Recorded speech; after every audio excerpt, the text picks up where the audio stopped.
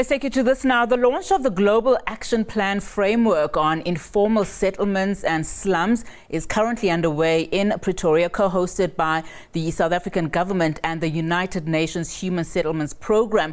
The event aims at starting a political engagement process towards a joint Global Action Plan Framework for transforming informal settlements as well as slums globally.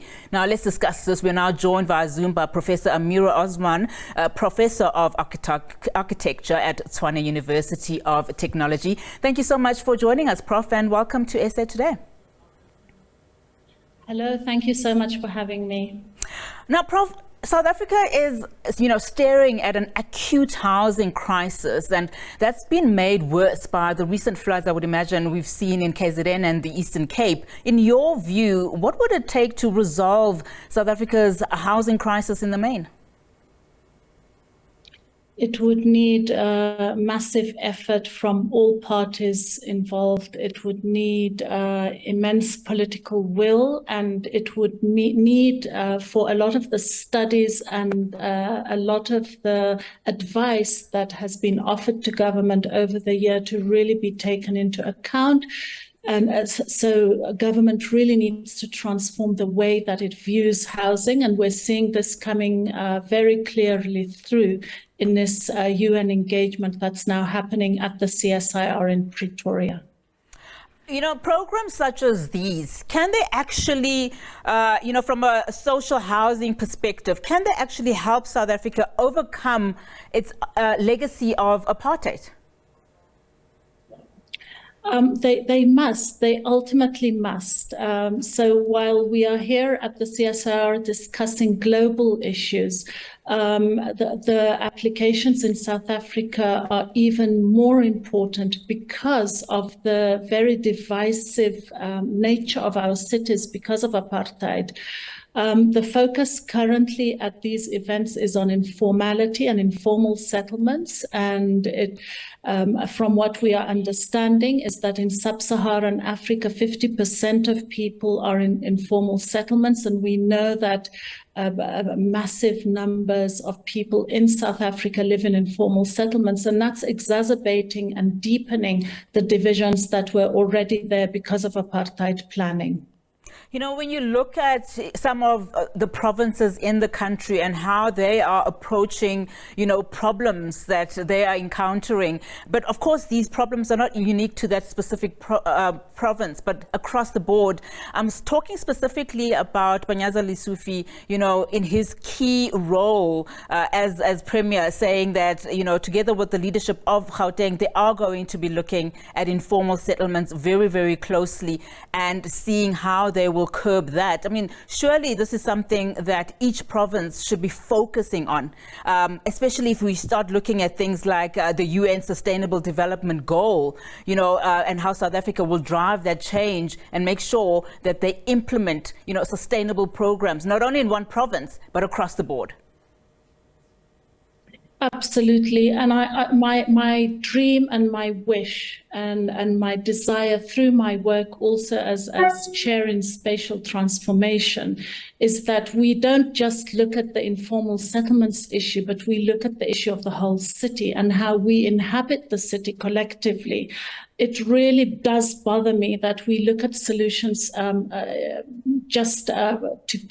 upgrade informal settlements. And one thing that came up in this afternoon's proceedings that I think is very meaningful is one of the delegates from UN Habitat spoke about the fact that the terminology had changed. So we're no longer talking about slum upgrading, but we're talking about slum transformation.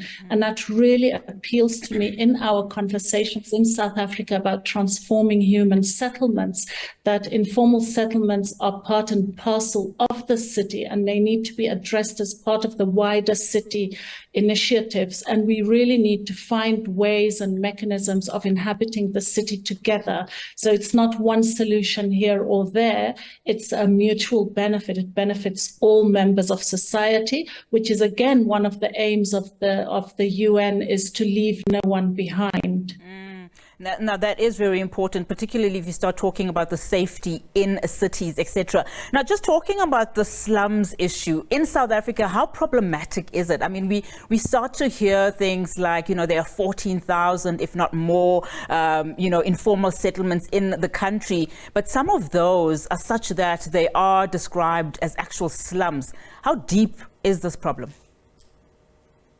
Yes, so I think it's incredibly important to note that the numbers might define like identified slums or identified informal settlements. The number I've seen is around 2,600. However, it also then leads one into the conversation about what constitutes a slum.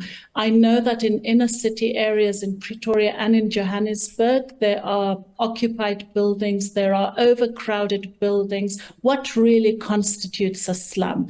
I think there's a level of informality in many, many contexts, and that needs to be taken into account.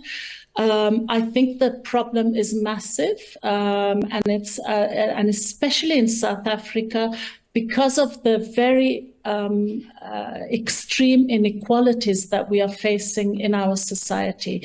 So this leads, and you mentioned the safety issue. One thing that I really want to highlight is that yesterday, as part of the proceedings, the city of Johannesburg launched the Center for African Public Spaces.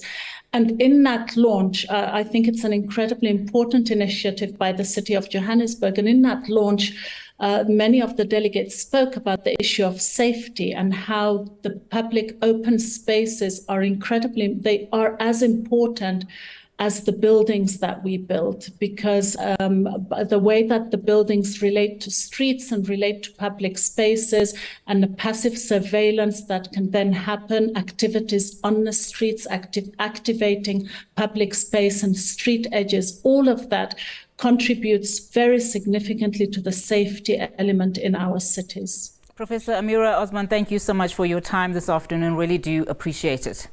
Of course, Professor Osman is a Professor of Architecture at Tshwane University of Technology, of course, talking about that all-important conference that's currently taking place in Pretoria, looking at informal settlements as well as slums globally and how to transform those areas.